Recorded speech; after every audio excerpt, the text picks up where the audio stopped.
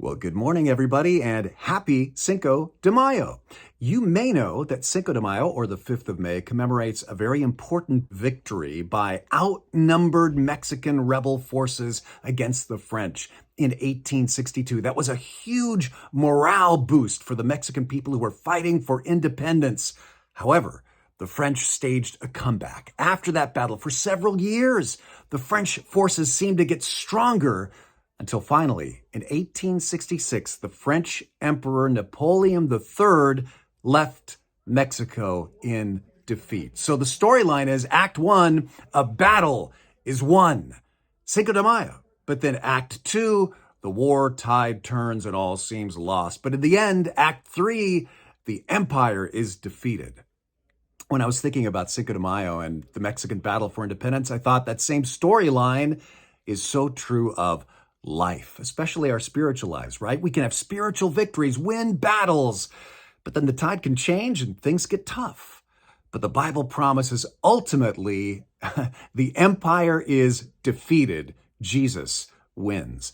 And those truths are all throughout the Bible. You could call it the narrative arc of the New Testament, right? There's a battle, there's a victory, but then there's defeat. All seems lost, but ultimately we're promised that Jesus wins. Even Jesus said to his disciples in the upper room, he said, "In this world, you will have trouble, but take courage.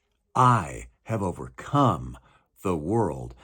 Now, sometimes it's hard for me to believe that, right? When I look at the news headlines and the world seems so broken, or I'm going through my own stuff, or I see loved ones suffer.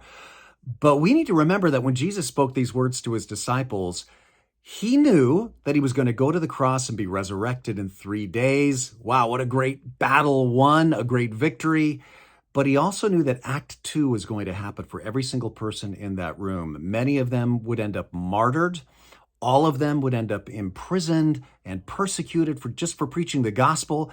But Jesus is promising, I am setting into motion now with Act 1, a storyline that's going to continue through the dog days of Act 2, and ultimately Act 3, the victory will absolutely be won. In other words, this perspective gives me so much hope when I fight my own battles in life, because I know that victory is absolutely guaranteed 100%.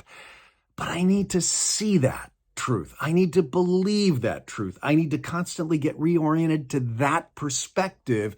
And that is what the weekend services are all about this weekend. I'm so stoked to be back with you from Japan, live in person, preaching on the second half of Ephesians chapter 1, about how to get the eyes of your heart opened to the truth of who you are in Christ, your identity and your capability, and the victory you have guaranteed for you in Jesus.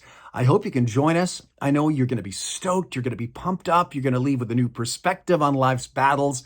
Don't miss it. Saturday, 6 p.m., Sunday, 9 and 11. God bless you, and happy Cinco de Mayo.